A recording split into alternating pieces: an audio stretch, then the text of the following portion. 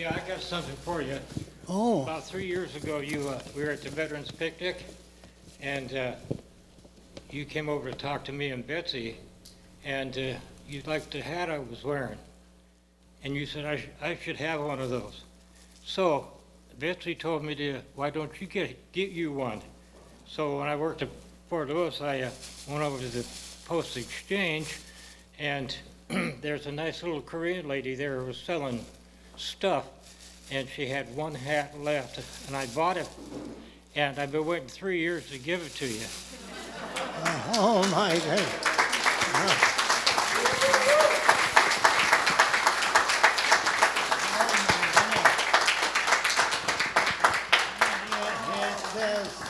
It says, it's Purple Heart Combat Wounded.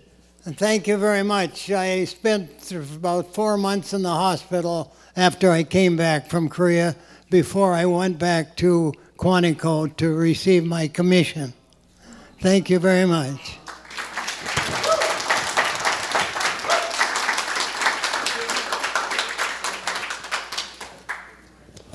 So as I mentioned, I'm going to speak a little bit about the farm before I go into Korea, but this won't take too long.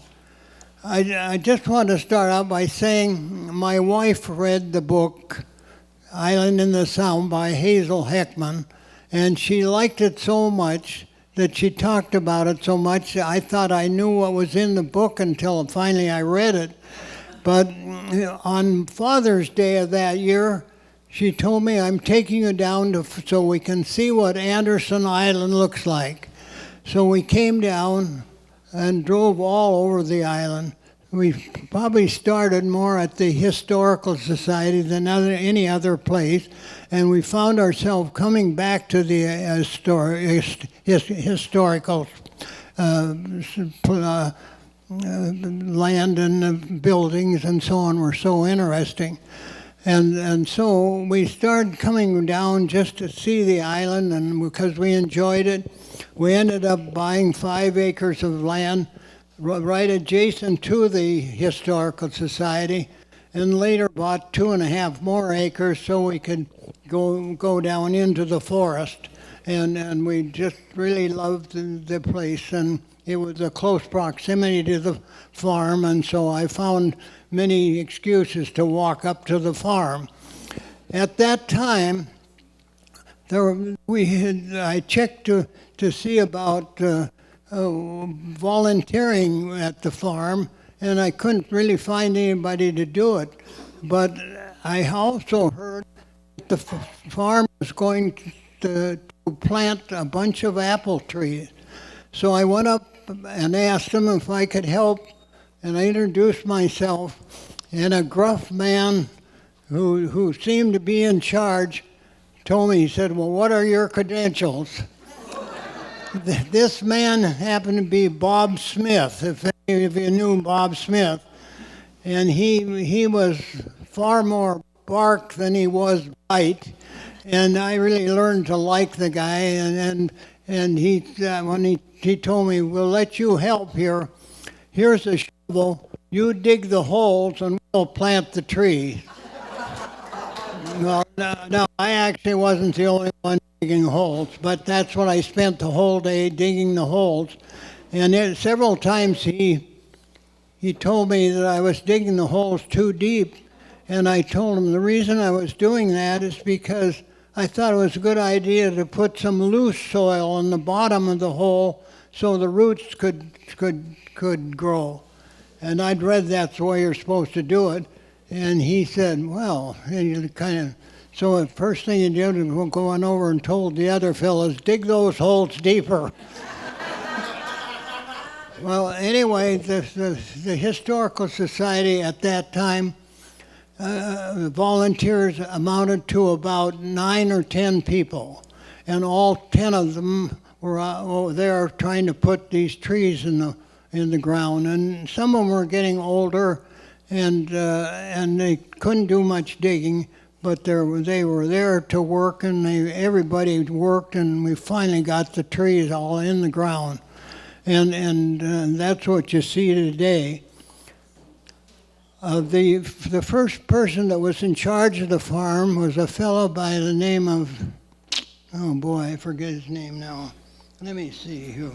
I think it was Howard Craven was the first person that was in charge of the farm, the orchard, and he did a good job. And he took me under toe and taught me so much about the apples and what we should look for and diseases we should take care of and such things like that. And he was really nice to work with. At that time, we only came up here every other Wednesday. So there were about 10 people that came up every other Wednesday, but very seldom did all 10 of us get there. So sometimes there'd only be 6 or 7. But we'd do what we could. And then as we got to know each other better, we started trying to get other people to come in and take the place of some of the older people, because some of them just had their heart in it, but they just couldn't help much. And at that time, for lunch, we always ate around that table in the farmhouse. And some of the women, like Lois Shaw, who was a very good seamstress, but she also made very, very good soup. And that's what we usually had on Wednesdays, was a bowl of soup, maybe some bread, and once in a while we'd get a cookie. But it really tasted so good to go in there, especially when it was getting cold outside, and Lois would have that kitchen stove going, and with the soup on the stove, and so it was really hot when we had a chance to eat it, and it was just really enjoyable. 5 or 6 of us sitting around, and if there were women that helped Lois, they would sit at the table with us, and so it was quite crowded. So we soon learned, as we got more and more volunteers, that we couldn't eat in the farmhouse anymore. So we did some renovation in the Lois Show, in the Chicken Coop 2, which was later called the Lois Show Room, and there we could have up to 20-some people for lunch, and sometimes we had that many when I was working, and probably today it's probably even more than that. But that's the way the work. I enjoyed working in the gardens, and I also enjoyed especially the orchard. And it was it really felt good to save some trees that looked like they were having a bad time with a disease called arachnos. And I've read later that if an orchardist has one tree that has arachnos, he pulls that tree out so fast and burns it so that none of the spores can get back into the orchard. And we had so many trees infected with arachnos that if we took them all out, we would lose the orchard. And so we started doing the best thing is, and that's trying to keep it under control. And by spraying religiously every January when there's no leaves or anything on the trees, we've been able to knock it down, and it's really not as big a problem now as it was years ago. So that a little bit about the orchard. I also helped when there was a woman by the name of Betty Mae Anderson who came to our meetings, and every time she came to the meeting, we knew what she was going to say. She would say, "We need an archival library to take care of things that we have stuffed in file drawers, some in the chicken coop too, some in the house, some scattered all over, and we're going to lose them if we don't do something to make a space where we can store these archival things." And she kept at it. She also had a friend who I think was some type of an architect but she asked him to kind of come up with some plans for an archival building. And he came up with several pictures of things that he thought would fit in, but the committee that Betty May had selected was eight people from the island here, and we didn't think any of them were the ones that really fit what we needed to do here on the island, and so we just were kind of at a standstill. But every week, every meeting, Betty was there. She'd call a meeting of the 8 of us and said, well, we've got to do it. And finally one day, Dave McGolrick came into the meeting and he said, what would you think if we built 2 buildings that look something like the chicken coops and tied them together in the middle, so if you were looking at them from up in the air, it would look like a big H with that part in the middle being wider. And everybody said, you know, that's exactly what we need to do. So much time was spent doing, first of all, plans. The plans had to be drawn. Then they had to go through all the steps at the county, and it just seemed like it was taking forever. But we overcame one obstacle after another, and finally we got permits, and the building you're in today was built almost entirely by volunteers. And what a testimony it is. I remember when we were looking at roofing before we were even ready for it, they asked me to contact a couple of people to see about this roof that we were looking at. And when I talked to them at the lumber yards and so on, they said, you people can't do that. That has to be done professionally.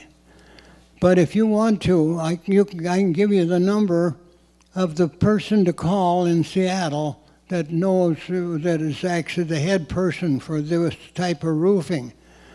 And so I called him, and he came down here and he saw what they had done, because the building was pretty well framed up then, but it didn't have a roof yet. And he looked at what the work that the volunteers had done here, and he said, I think you guys can do it. And so that's exactly what happened. Jim Batashell and a couple other people essentially put that roof on this building.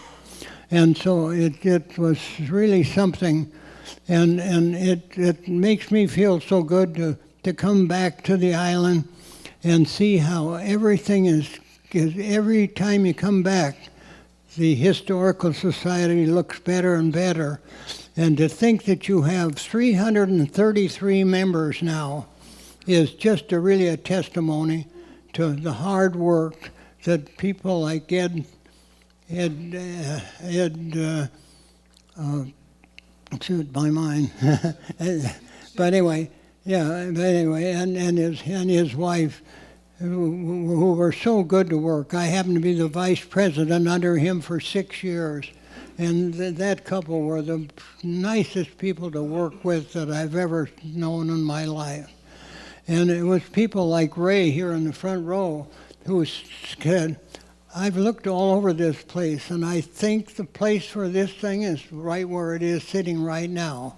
And he had reasons for that, and there were logical reasons, and so without much argument, we said that's where this building would be. And we thanked Ray for it, because some people were thinking it should be down farther. Some people thought it should be over the hill and not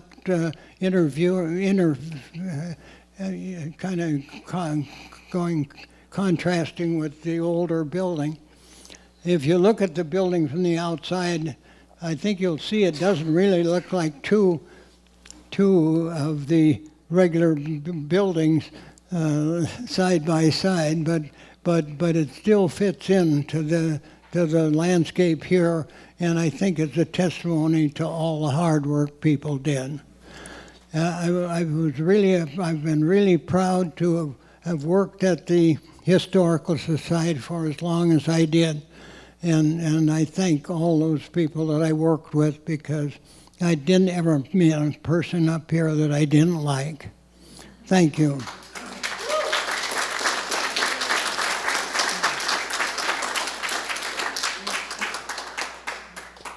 Okay, let's get into Korea.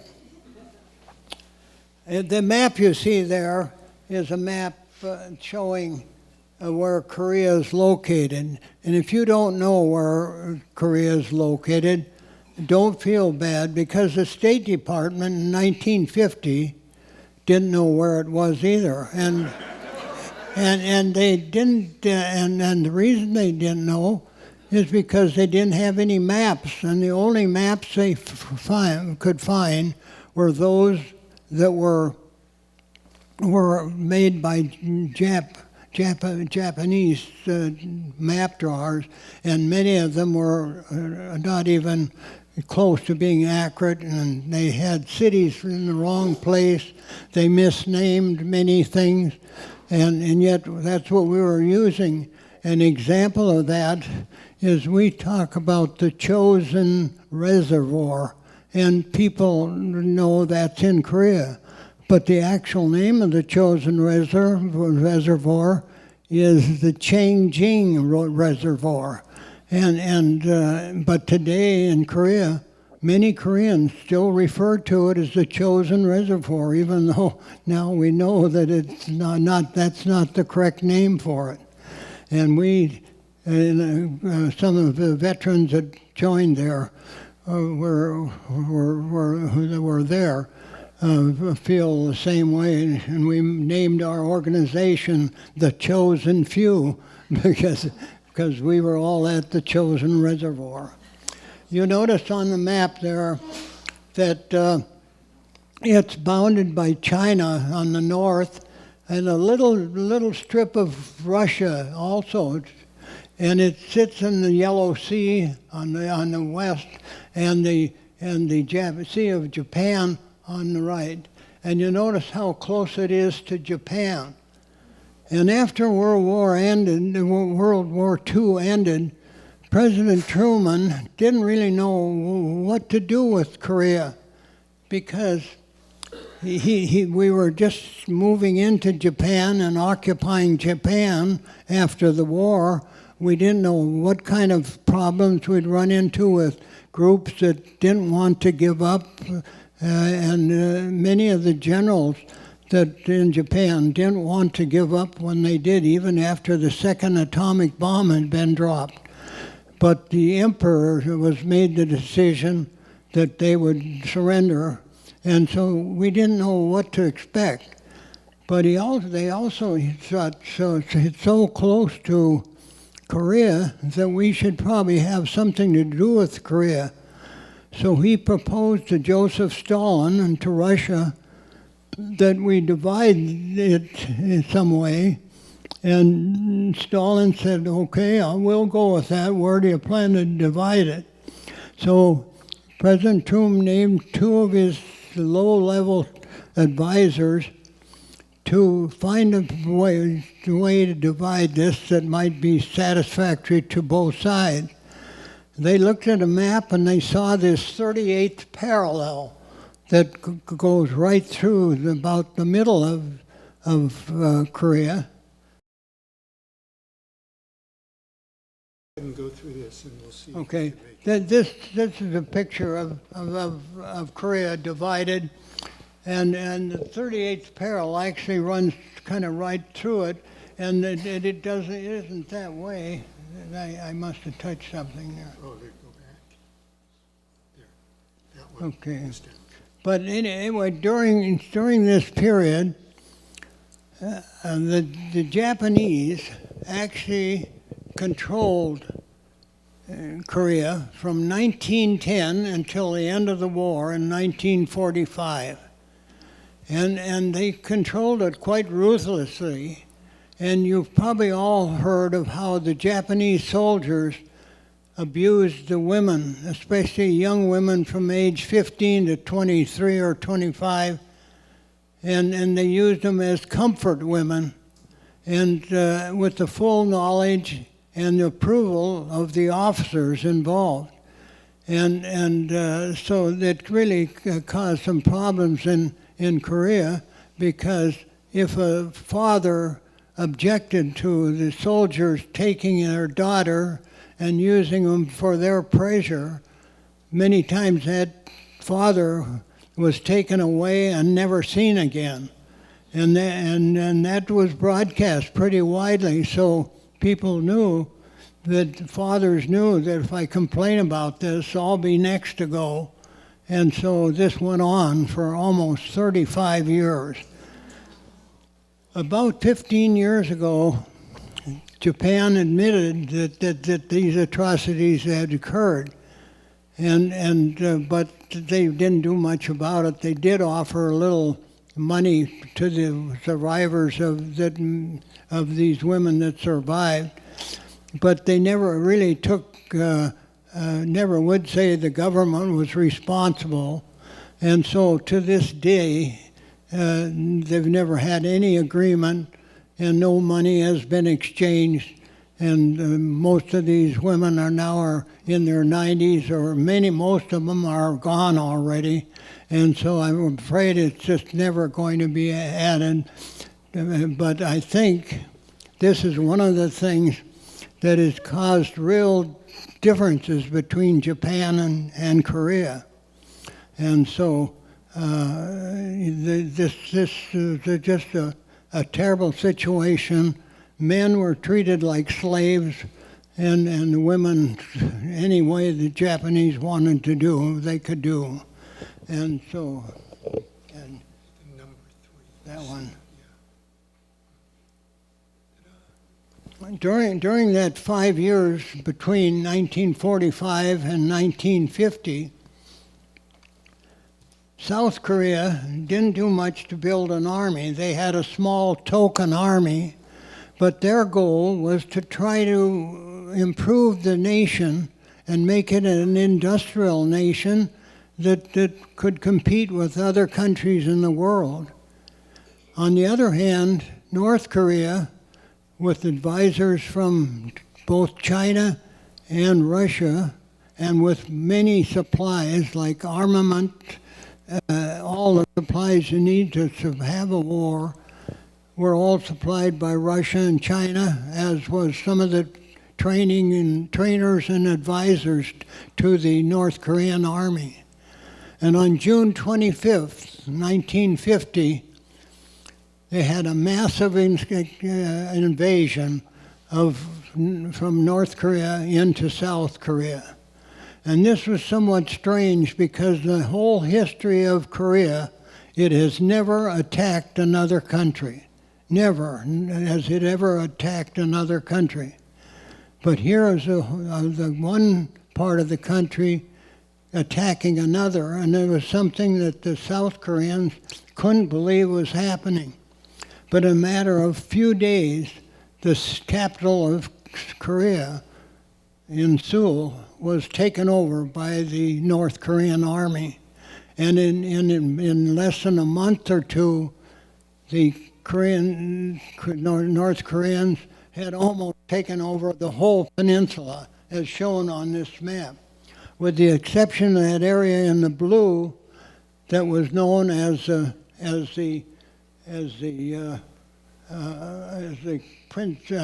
perimeter that was the final stop.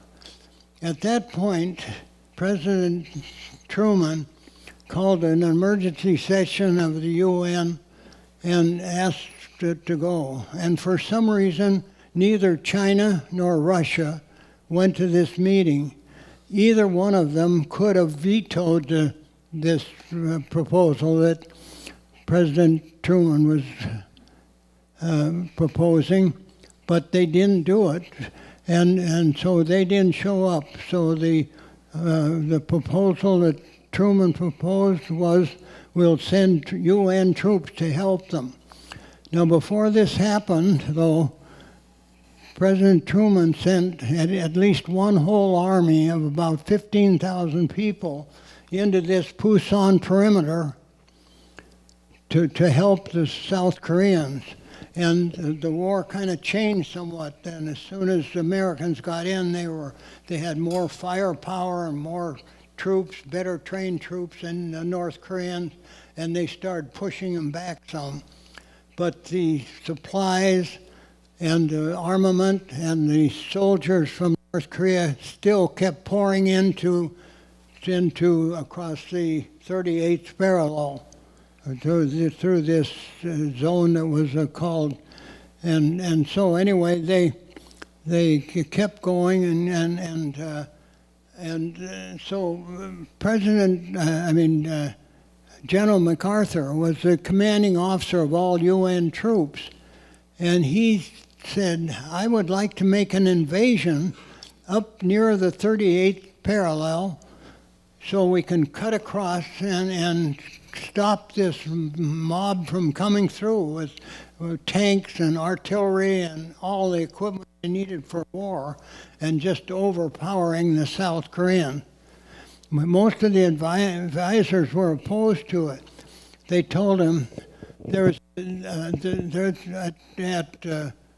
at Incheon they have a huge seawall all around the place. And so we'll have to go into this seawall and then climb over that seawall to get into the to even.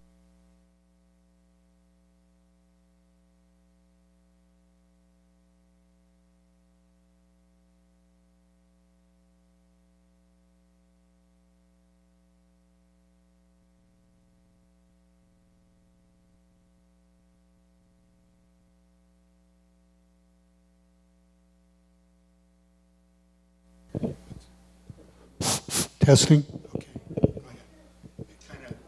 I'm not close enough. That's better. Okay.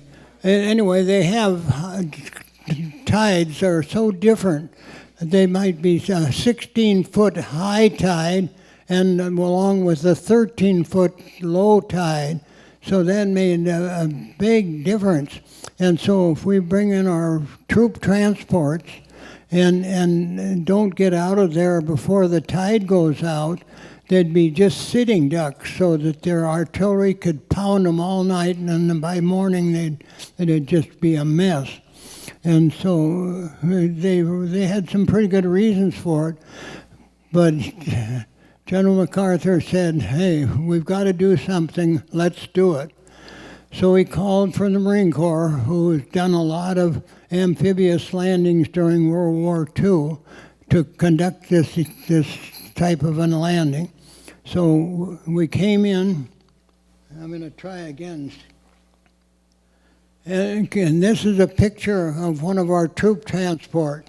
If you look closely, you can see men standing all along there and nets coming down over the side. And that's the way we went from the troop transport that had to stay off a while, but still it had to get out of there within a few hours. And so this is what we did. The troops would come off on these rope ladders, and it makes sense, but sometimes it didn't happen. When you're going down one of these ladders, you always put your hands on the vertical bars and put your feet on the horizontal. Because if you're going down and the person above you weighs 170 pounds and has about 70 pounds of pack and things in, because we were all carrying our weapons, ammunition, everything we needed, then if somebody stepped on your hand, you'd cry out and let go of the line, and they'd fall into the landing craft, and many times they'd get hurt. So everybody really was pretty darn careful so that they didn't keep their hands in the right way. This is what it looked like when you had part of they loaded the landing craft as heavy as they could. And then when it was time to make the landing, the head coxswain in one of the landing craft would get everybody on a horizontal line, so everybody's in a line, and everybody heads for the beach at the very same time, so we'd hit the beach all together. And if we do that, we have a better chance of making a decent landing. When we made the landing, we had some ladders that we made when we were in Japan for a day or two. We made these ladders and each one of the landing craft had one or two ladders. And when you'd go up the ladder and your head poked above the seawall, the North Koreans would pick it off, and so at first, every one of the landing craft, the first person or first few people off were always hit, and some of them were killed, others survived, but it was a real problem at first.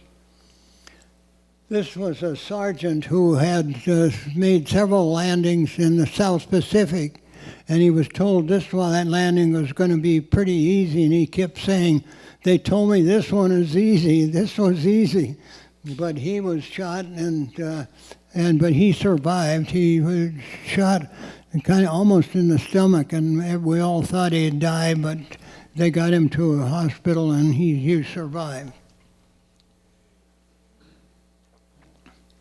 This is a picture that actually shows North and South Korea, and you see the line across is the 38th parallel. And when we were debating where it should be, Russia and North Korea said, we want to have a little bit of something to do with that port that's just above Incheon there. And so we gave them that, but in order to do that, South Korea demanded more land going north. And it also was a place where we could actually put oh boy, I touched that. Put where we could put it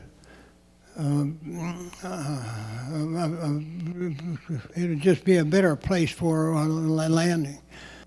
Well, we landed and we went up north, and we were able to do a really good job, and we got in Seoul back in a hurry, and it looked like we were doing well. We advanced to the 38th parallel, and then the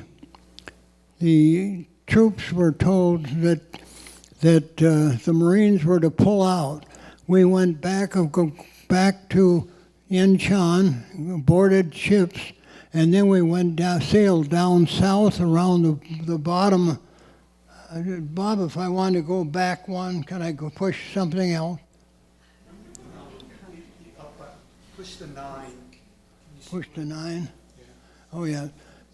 We went back to Incheon, and because we had recaptured Seoul. Darn it. Yeah.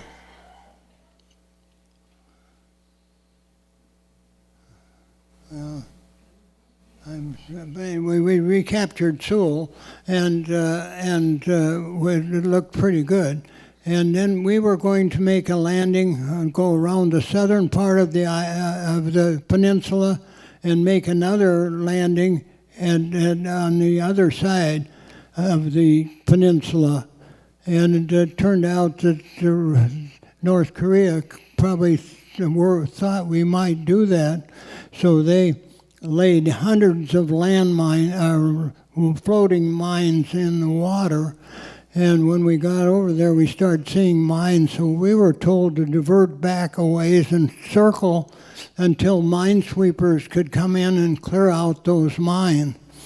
Well, we had a number of minesweepers came, both Korean and U.S. And one of our U.S. minesweeper and one of the Korean minesweepers hit these mines, and it just blew these small minesweepers just apart, and all the people and both minesweepers were killed. In fact, they didn't even find remains because it just blew things so hard.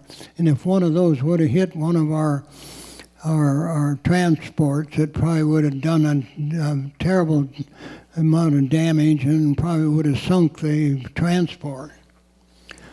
Well, anyway, we kept, when we landed at Wonsan, finally, it was almost kind of like an administrative landing, because the South Korean army had moved forward enough and the North Koreans were backing up. And they did have snipers there, so as we were landing, a number of people were killed just with sniper fire, but it was nothing compared to what it was when we were landing at Incheon. But so we made good time and made advanced north, clear into North Korea.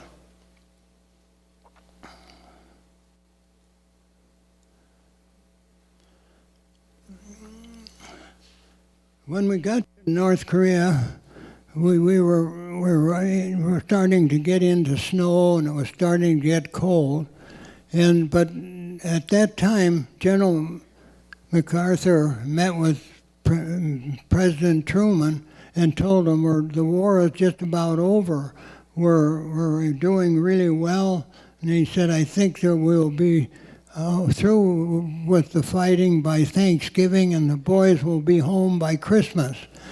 But he didn't know at that time that the Chinese were massing up north of the Yalu River, and they started coming across in floating boats, and they went down both sides high in the mountains in South Korea, undetected by aircraft that were flying missions to try to locate if anybody was doing anything, and they never did see anything. And the Koreans were kind of like a peasant army. They carried everything they needed, and so they didn't have any artillery, they didn't have any trucks or anything like that. They just carried it on their backs. And they all wore a kind of a canvas, kind of a jumper suit that they used, and they wore tennis shoes, kind of rubber tennis shoes on their feet. And this was the coldest winter that Korea had ever experienced.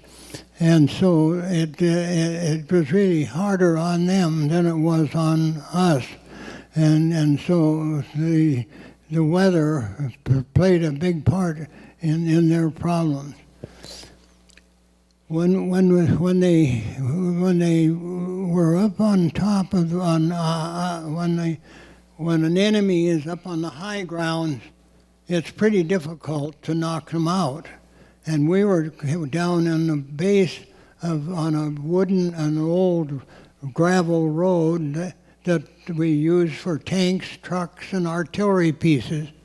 But the Chinese were up high in the mountains. And on the 27th of November, they attacked, and they came in at night, and then came wave after wave, and we just was just hand-to-hand fighting, throwing hand grenades at each other, and shooting and yelling. And they always played a bugle before they charge, and that bugle sound was such an eerie sound when you knew the enemy was just about ready to charge. And their idea was to cut the Marines division into 4 different places, and then annihilate the division one piece at a time. And it looked like that was going to work, because after that first night, they had cut the division into 4 different places like they wanted to do. And so the next line of business was for us to try to get back together. So we're not just 4 different units, but we're one Marine division. We also had a brigade of Army with us and some British Royal Marines. And we also had some Republic of Korea troops too. And so there were about 15,000 of us compared to about 120,000 of the Chinese. And so it looked like we were doomed. In fact, the Congress had told the people at that time that it looks like the Marines were going to be annihilated there. But we had some leadership there in the Marine Corps that said, nothing doing, we're going to just attack in a different direction. And that's what we did. We were told to turn around, go back towards the sea, where we'd be picked up by ships and taken to South Korea. It took us, the distance we had to travel were about 65 miles, and it took us almost 2 weeks to get there. But we were able to fight our way back, and with minimal loss of lives, and we caused we actually almost annihilated some of their divisions because they took them out of service, and they weren't back in service for the rest of the Korean War, because it just takes that much time to rebuild an army and so on. So they really got hit hard.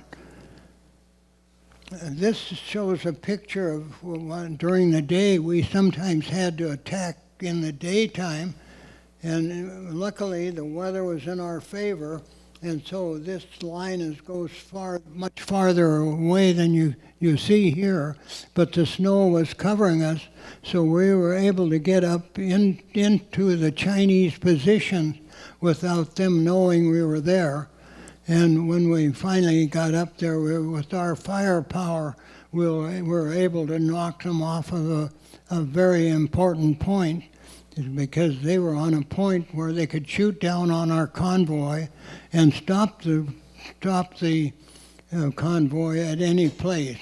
But this shows a Marine company making its way around this, and you see the slope that we had to go up, and there just couldn't go straight up. You had to work your way around and to find a way up.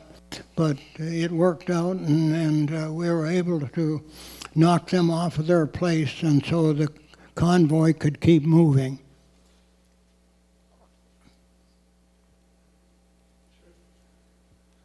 This is a picture of us during the day when we're coming out of there. This is part of the convoy. You see the terrain that we'd have to go up if we're attacking, go uphill. But this convoy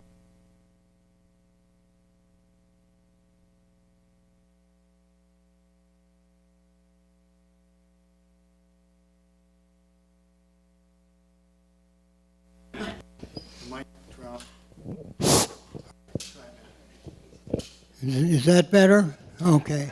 Sorry about that. This is just a picture of the terrain of the Marines walking out, and during the day it wasn't too bad, but sometimes the Chinese, from their high points on the mountain, would sit down and try to hit the drivers of the vehicles.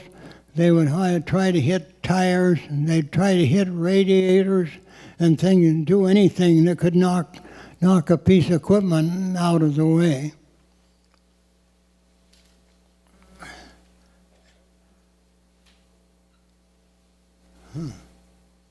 I thought I was pushing the right one. I need you, Bob. Did it not work looking for here, number 3. This is this one here. Yeah. This one here. Let's see. Okay, that's You can it. try it. You can also hit that arrow. Oh, okay. Okay, good. This shows what happened when they knocked some of the piece equipment out. We just have to take a bulldozer or something and push it off the side, and it'd roll down the mountainside. But we pushed so much stuff up, it kind of built up, and I had trouble getting through some of the places where the road turned very sharply, and the Chinese being right above us shooting down, knocked out all kinds of equipment that we just had to disband and just roll over the side.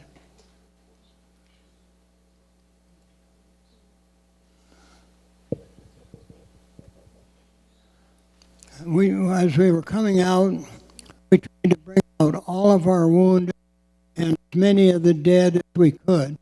And this shows a picture of some of the dead in a big truck. We just loaded them in there in that cold weather. Their bodies froze solid in just a few hours, and then we could pile them in like cordwood, and we got them so that they were so high in there that their feet were sticking over the side.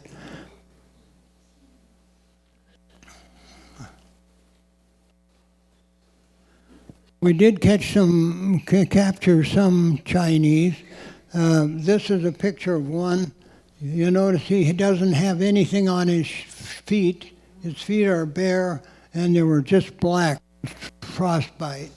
And I have a hunch this fella didn't even make it because he was in such bad shape. Another picture of a group of Chinese that we caught, and you see they're wearing those kind of padded uniforms, and some of them had shoes, some of them didn't have shoes.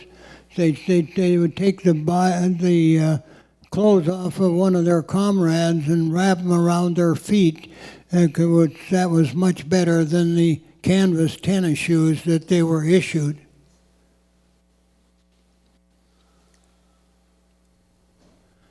This is a picture showing what the demilitarized zone looked like. That it went down in this area where I told you that the North wanted part of this port area here, and they were able to find a road that went kind of this way because they wanted the demilitarized zone to be able to drive along it so that we could see if anyone was trying to cross it. And what they found were 4 different places where North Korea had dug tunnels. They'd come way across the DMZ line. The DMZ line is this, but they'd come like this one on the bottom there on the left.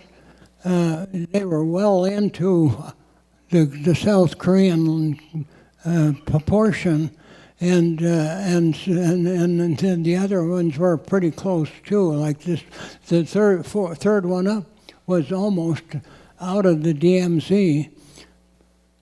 But this is what the tunnels look like that they had. This is one that was found on the South Korean side of the DMZ, and they never would admit to doing this, but they had railroad tracks in this, and you see the little container there, that's a little wagon that fit on the railroad tracks, and they felt, our people thought that they could probably move an entire division through there in one night because they could just walk through they just had to bow down just a little and walk through this, and they weren't very long because they were on our side to begin with, and so anyway, they took care of all these. All 4 of them were bombed shut. So this one they did leave open, and this is a picture I took when I was there one time.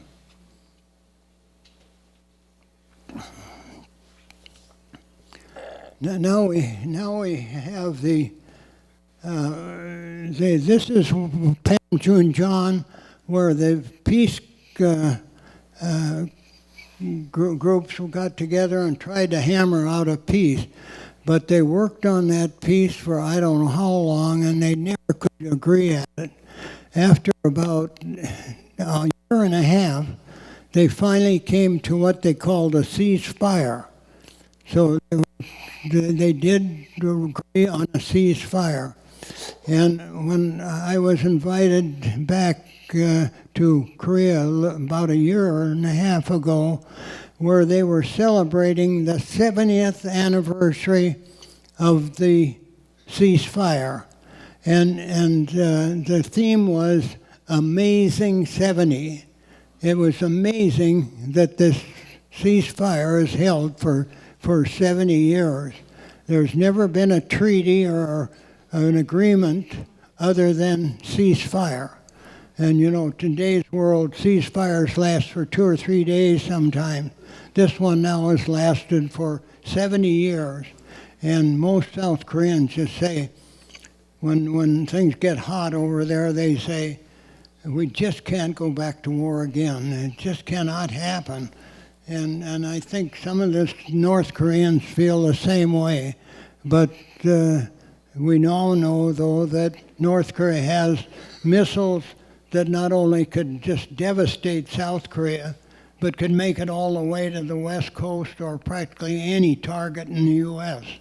So they're North Korea is certainly a formidable force as far as militarily.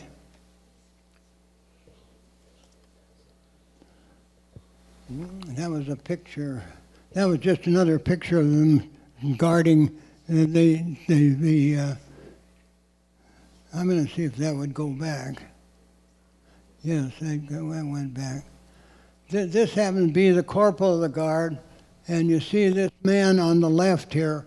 They stand there when they're on duty, looking at the other side, and when we were there, we were cautioned, don't make any obscene gestures, don't talk to them, don't wave at them or anything, because we don't want to do anything to stir up a problem.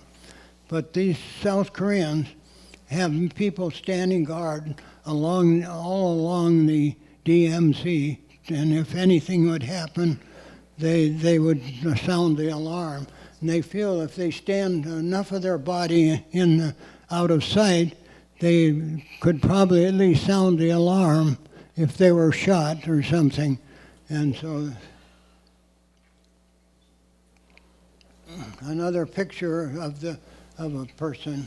And when we were there, we could see a person up in one of these windows with binoculars looking at us, another person in uniform over here looking at us. And these were the small buildings where the peace sessions were held. We never arrived at a peace, but finally did arrive at a ceasefire.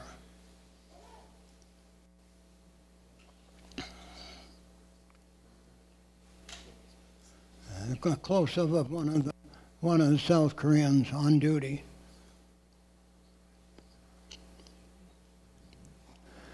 This picture was taken and shown in Sports Illustrated, and it was entitled "The Most Dangerous Golf Course in the World."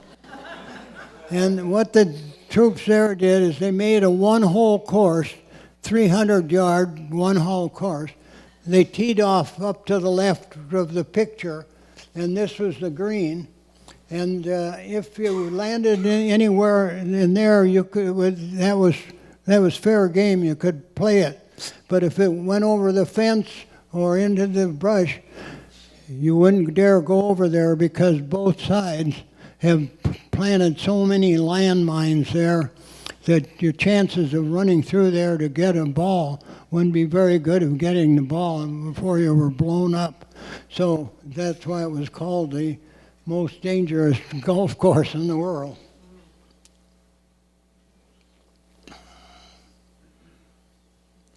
And I will show you a little bit of the changes that have occurred in Korea.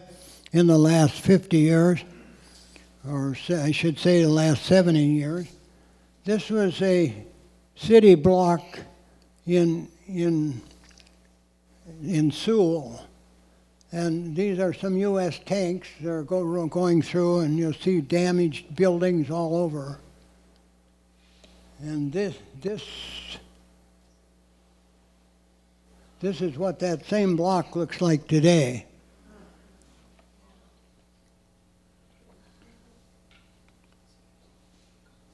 This was the palace of a really loved king that ruled centuries ago, but they maintained the palace, so it was just a very nice place to be.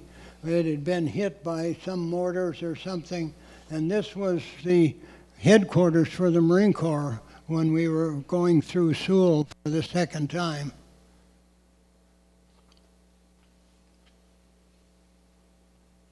And this is what the palace looks like today. They've rebuilt it and really done a good job. This is the city of Seoul today. Lots of high rises and businesses. In fact, Seoul has come so far as an industrial country since World War II that it's in the top 10 worldwide of industrial countries. In the top 10, and when in 1945 was probably at the bottom of the list of third world countries. So it's just unremarkable. But now they're different. This happens to be Seoul at night. It's well lit up.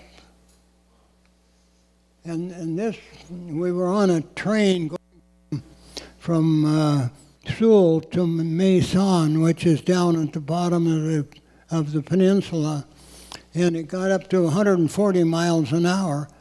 And when you took pictures, they look all out of whack. But these are some housing for Koreans, and they decided not to put them out in the outskirts of the city. They put them right in the center of the city, so workers don't have far to go to work. And they have a system where they have that they're owned by the government, but people can purchase one or a two-bedroom unit and not have to pay a great deal down or a great deal of their salary to live there. And so they're really becoming popular there.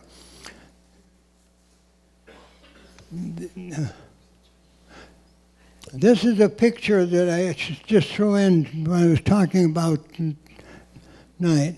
This is South Korea here. You see this dark place? That's North Korea. And up above here is China. Now this obviously is Seoul. This is probably Maison and some of the other cities in South Korea. And this undoubtedly is Pyongyang, which is the capital of North Korea. And this of course, would be Beijing in China. And this little line here is the Yalu River that separates China from Korea.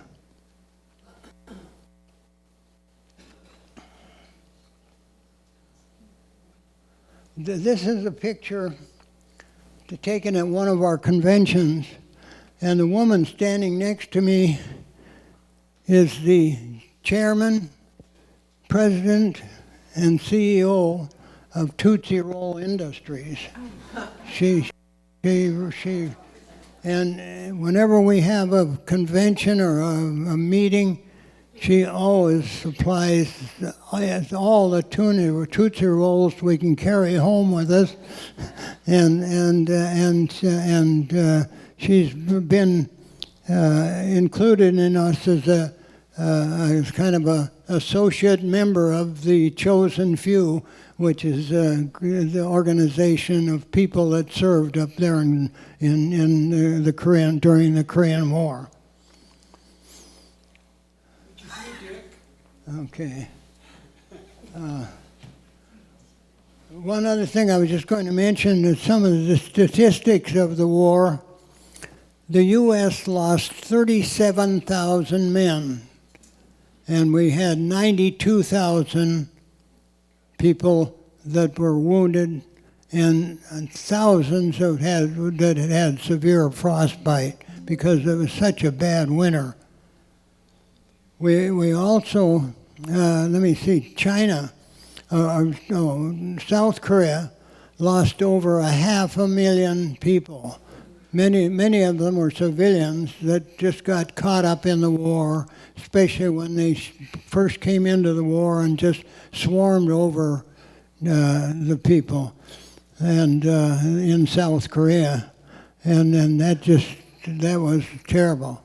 And China lost about 310,000 men, and about 400,000 they think were injured or frozen and so badly that they were taken out of action. And I know that many of the frozen people, I just can't believe they even lived, because they were taken down to South Korea and they didn't get the best care in the prison that they set up there, and so many of them died in prison.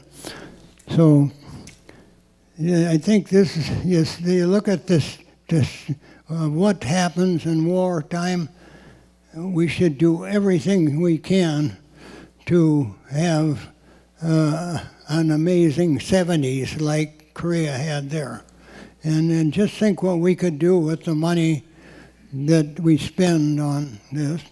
But we don't dare drop our guard, because we know that somebody would pounce on us if we did.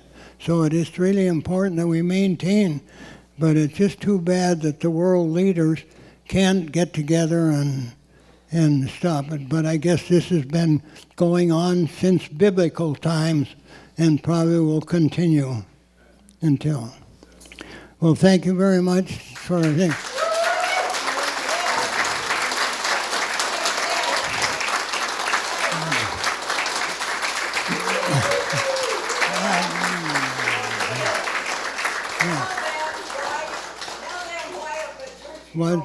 What's that?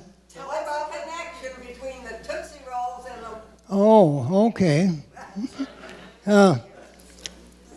That lady that I showed you, I can't really call her a friend, but she's a very good acquaintance, and I know her well enough so that if I'm making a presentation, I just have to call her and say, hey, I'm making a presentation to 50 people. Would you send me a couple of bags or something of Tootsie Rolls? And so she sent me one that has a kind of a mix. And I think it was Jerry Simonson said, this looks very similar to what they're putting out for trick-or-treats this year. And so it might be. So I have a bowl full of these things. But what happened, the story of the Tootsie Roll, when we were coming out of the reservoir, all of our rations froze solid. The last thing to freeze was the fruit. And once it froze, we couldn't even chop it out with a bayonet. It was just that frozen at 30 below zero, and it just couldn't get it. While we were coming out, any of you veterans that might have served in combat know that when you're in combat, everything that you use has a code name. And the reason for that is if the enemy would pick up something and find that we were short of 60 millimeter rocket rounds, they would say, hey, this is a good time to charge. They're not going to be able to hit us with rockets or with mortars. And so we have code names. The code name for 60 millimeter mortar rounds was Tootsie Roll. And so we called in for Tootsie Rolls. And the dispatcher said for some reason the Marines need Tootsie Rolls. So the next airdrop came in and they dropped thousands of Tootsie Rolls. Well, it was kind of a godsend in a way, because we were getting hungry and we found that if you took a Tootsie Roll, Tootsie Rolls, and put them in your chest pocket that was covered by your parka, it soonly softened up enough so you could chew it, and it gave you a lot of energy. And the same was true. We found that if if the enemy shot a hole in a gas tank, if it took a wad of that stuff, you could plug it in that gas tank. And the same thing happened with radiators that were shot. If you got it in there fast enough before the truck just couldn't run anymore, it worked out fine. And so it came in very handy for us in many ways. Since that time, the CEO of Tootsie Rolls has always been very good about having Tootsie Rolls whenever you need them, and certainly at all of our conventions. So there's a bowl of Tootsie Rolls here. The Korean War was really a UN action. 22 countries sent troops to. Some of them were so ill-trained they had to stay in the rear guard and didn't really see much action, but others were very good. The Turks were really fighters, and they were just, when they went into something, they really went full bore, and they were just a pleasure to have on your side. And so anyway, you had 22 countries contributed troops, and another 8 or 9 sent supplies. And so they gave, at this meeting, at this conference, they had at least 1 or 2 people from all 22 countries that represented that country. And they gave us all a hat like this, and it has a map.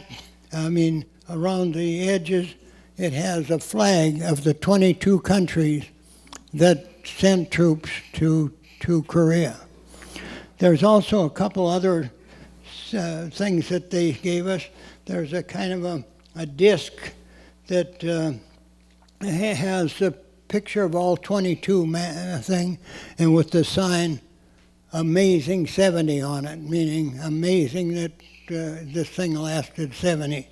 They also gave me a medal that I don't think I really deserve, but I showed you, put that out to show you.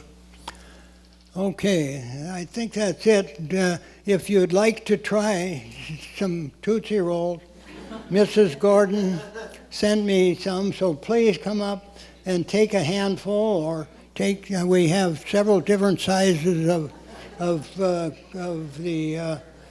Tootsie Rolls, and we have some fruit things. We have Tootsie Pops and other things. So just and dots and things that Tootsie Roll Industries makes. So please, maybe take that and pass it around or something, but please take them.